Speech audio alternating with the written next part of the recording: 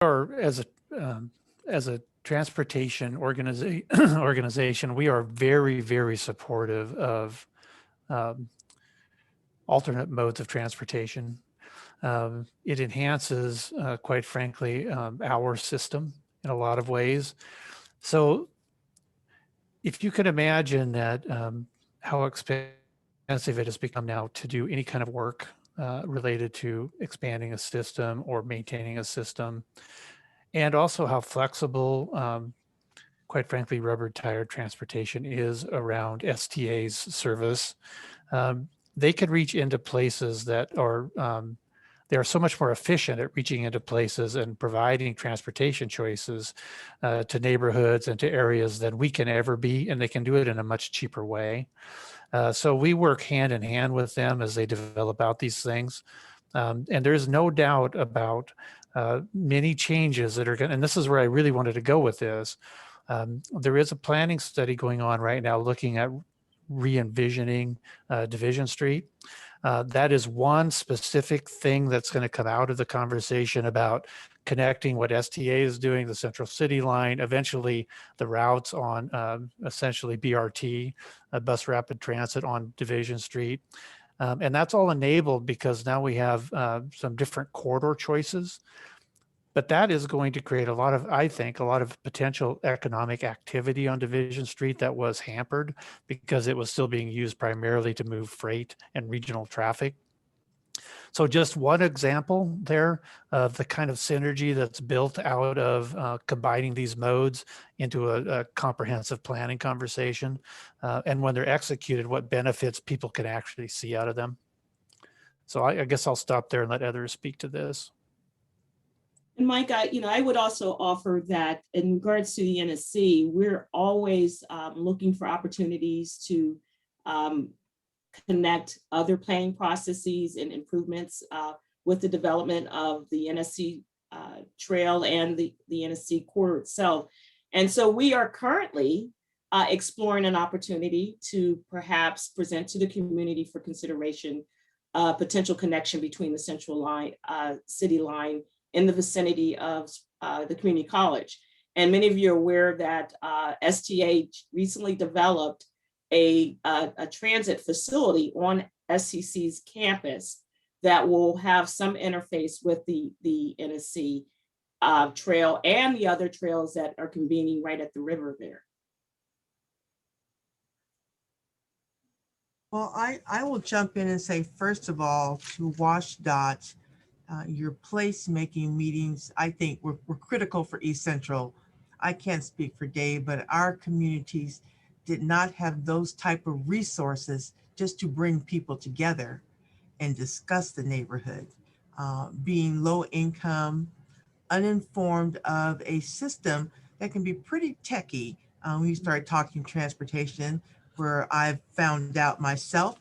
And so just to engage and educate, I think was the primary start, at least for East Central, because it gave us a reason to rally around what we wanted to do. Now, I think economic development will stimulate. We are seeing it in East Central. We'll be fighting other challenges and opportunities or whatever, but there'll all be something. But for us right now, just to have a spark in a neighborhood that has been disinvested in is critical. I was serious with Dave. They're where we were 60 years ago when the freeway came through East Central, but much more informed in how to play a part in that design and how to build space for people to live around it. So going forward, I see that. It'll just be how WashDOT really releases the land along the freeway that, as you have spoken, maybe you won't need all that land for the original design that you had, and how that will play in helping to rebuild at least East Central, a neighborhood that will have been really disrupted twice by interstate and WashDOT going forward. So that's the big question out there for us in the neighborhood. So, Councilwoman, I'm going to respond to that. Um, I think it is our intent to be a good partner with you on that. We're not to a place where we can say yes to that, but we are also looking at ways to bring transitional housing, lease rentals, things into the system that will help us maintain some of the things we've done, and provide opportunity for the neighborhood should you choose to pursue it. Um, but we're aware of this conversation, and it's a little bit too early. But Char and I've talked about this many times, and we are going to do what we can to be supportive. Thank you, because we know transportation takes a long time. So we got to talk now. Well, I have a question. Is this a good time, Abby? Or, oh, and some other questions have come in, so I can. I'm on mute. I apologize. There actually are a few more questions, if that's okay, Dr. Young. All right. So someone asked, please comment on what you see for neighborhoods that are much less designed around the single occupant vehicle. What does equitable mobility look like when the SOV is not the dominant mode? So I would offer the 20-minute walk model, and that's what makes the Children of the Sun, as it meanders through Chief Gary, Minnehaha, East Central. I didn't mention earlier, but we are looking at restoring as much access across I-90 as possible. And so having a facility that's accessible, that connects people to the places that they identified. We asked them, where are the special places? Whether it's the access, the library, schools, medical, shopping, where are those special places? And then how do we ensure that they're non-motorized facilities that will provide access to the places that people desire to go? And I'm excited because as we get closer into to East Central and I-90, we're very hopeful to be able to provide enhancements to what exists now for north-south access, non-motorized access, east-west connections into downtown, connecting into trails, the Centennial Trail, then Burr Trail, all of those, just ensuring that those connections are there. And then one thing that I think is very important, which has made this whole effort fun, but also challenging, as Councilwoman Wilkerson talked about earlier, but is developing defensible spaces, spaces that people feel are welcoming, that are safe. And so that's part of the dynamic that we're also striving to incorporate in our design with our subject matter experts. How do we design safe and defensible spaces that welcome people to use them?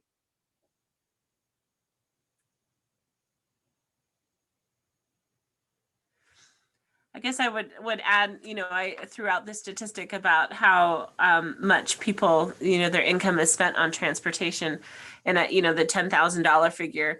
It's estimated about 7,500 of that is to own a vehicle. And so if we can provide choices for people that don't require them to have such a big expenditure, then that money is available for other things. So I think there's a lot of sort of equity value in pursuing these multimodal options. That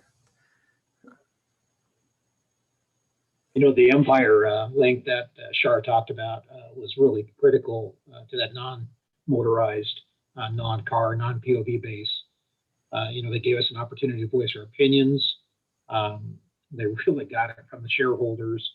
But this is going to be further enhanced as that Beacon Hill project really kicks off and brings it up to what initially 140 units up to the proposed 3,000 units. And so again, that's going to put us within that 20-minute window.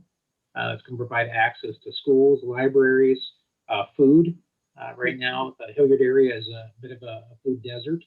And so being able to provide that walk and safe is going to make a huge difference. And also to the medical, dental, and pharmacy that we have here at the Northeast Community Center.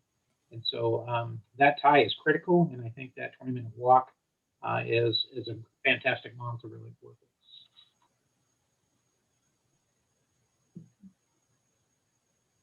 Okay, I cannot leave this space without commenting on something Dave said around Kaiser and when that closed. And so we're talking economic development. A lot of the people who lived in East Central worked at Kaiser. People of color was a good wage job, only required a high school diploma with benefits. And when that went away and the rail went away, those were jobs for working and low income folks that could sustain a family. So with this development and growth, I'm looking for, attainable housing type jobs to come along with the north-south corridor. So that will play a big factor in the growth of our city. I think we would agree, Councilwoman Wilkerson. You have anchored on this project, the Northeast Public Development Authority, which has roughly, I believe, Dave, it's 400 plus acres of available industrial lands. And then the connection from Canada down through the NSC, hopefully connecting to the West Plains, to all the industrial development in and around that area. We'll have a great motorized system, and we're going to make sure we have a great non-motorized system with that.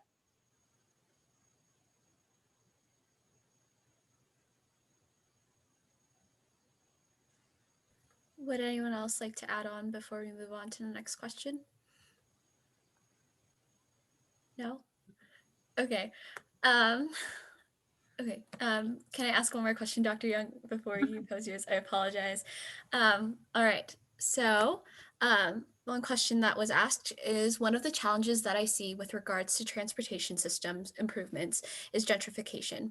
With the increase of transportation choices, communities, especially those like East Central, become desirable due to the proximity of the CBD. This often pushes out lower income communities that had settled in what was once an affordable area. What can be done to improve transportation choices but limit the effects of gentrification?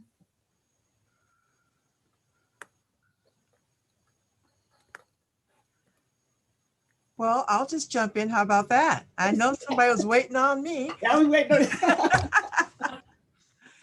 Thank you for that question. Gentrification is a huge issue in East Central. With our current housing SHAG committee that we're setting up, as you know, we passed a tax 1590 affordable housing, looking at that and putting in place systems and policies and funding to help with that displacement. It's not just East Central, like Dave said, it's happening up in Hilliard also. It is happening everywhere. And so we want to get in and get set up, which again, why we feel our partnership with WashDOT is so important for that land in East Central, whatever they decide to do with that. But that is probably the most pressing issue that we're facing in just development and lack of housing in Spokane. So policy and funding will need to go hand in hand on that one.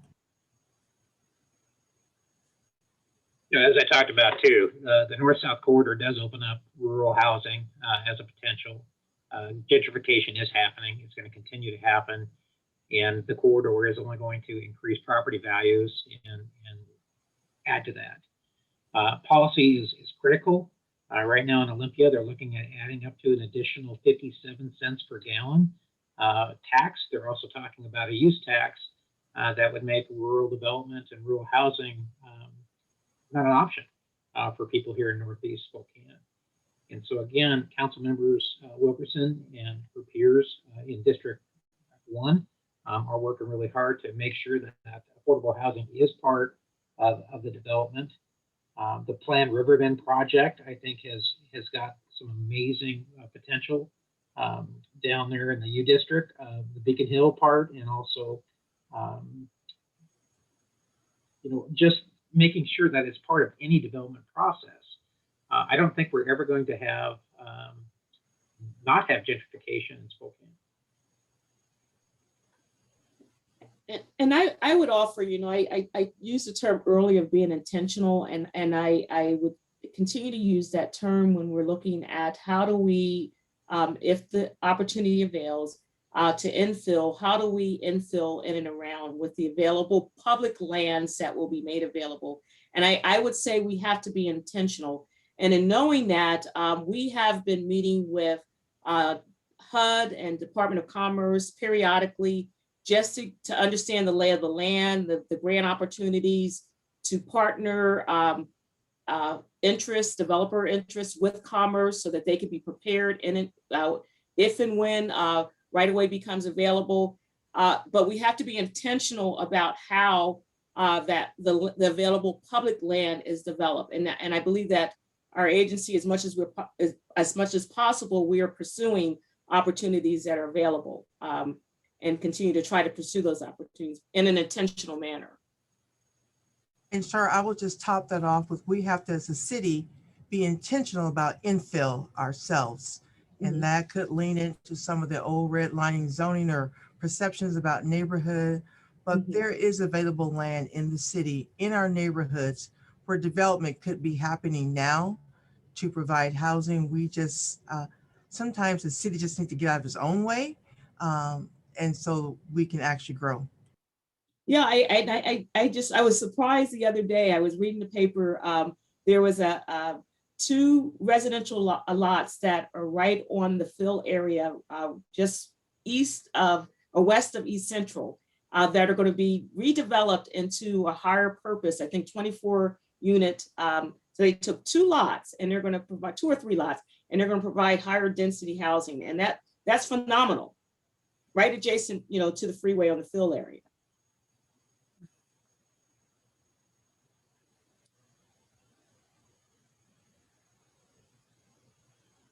Great. Anyone else?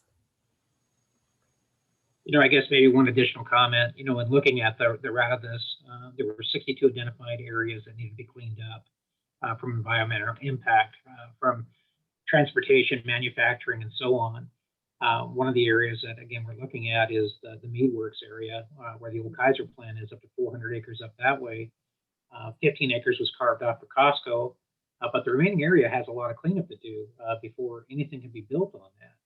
And, again, so it's not just gentrification, we're running out of land unless we can get start going vertical. And again, looking at what Councilmember Wilkerson is saying is, again, controlling access. If we don't have to have different on and off ramps, what impacts that have, down in our neighborhoods, it makes a huge difference. And so really process of laying this thing out, really thinking about what we could do to conserve the land is really critical. So Abigail, I would just add just a little bit to this from the perspective of DOT and the engagement that we typically have on this issue. Land use policy is kind of that's where I think the biggest gains can be made. Transportation and land use policy can be synergetic, or they can actually be, very much misaligned. And those things are kind of what has led to some of the concerns we have around the greater Spokane area, is whether or not the land use policy and transportation are aligned in a good way. So, Councilwoman Wilkerson has, a voice in that as an elected official. And there is absolutely going to be a lot of discussion going forward, in my view, about land use policy and how transportation and land use policy need to align differently going forward.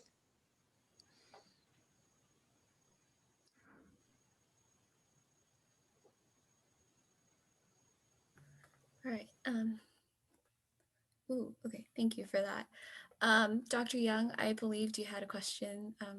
I do, and I think we kind of hit on it, but I was curious.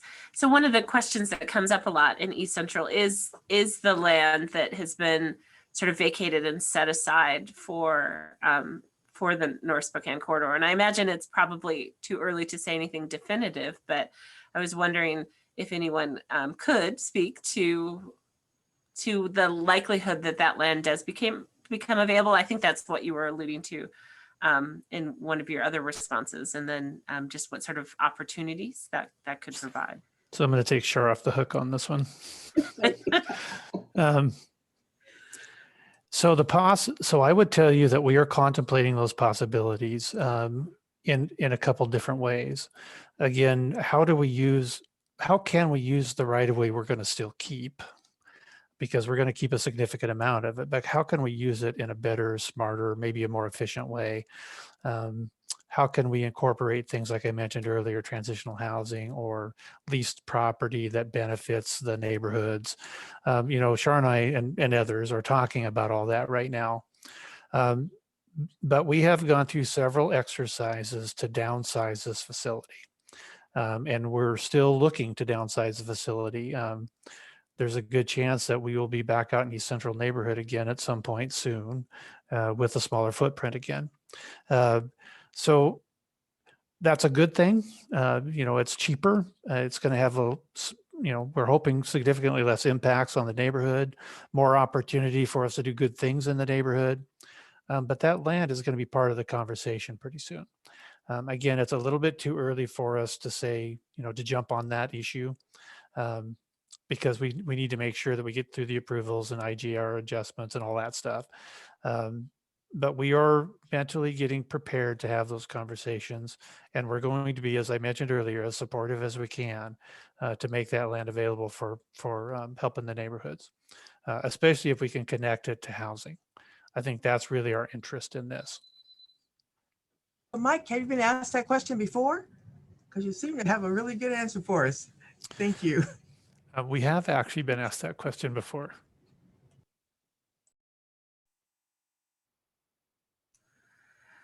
All right.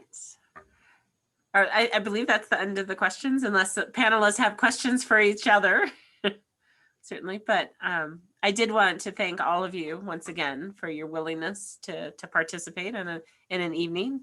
I was excited, and I could talk about this forever, but hopefully, like I said, this is just the beginning of conversations.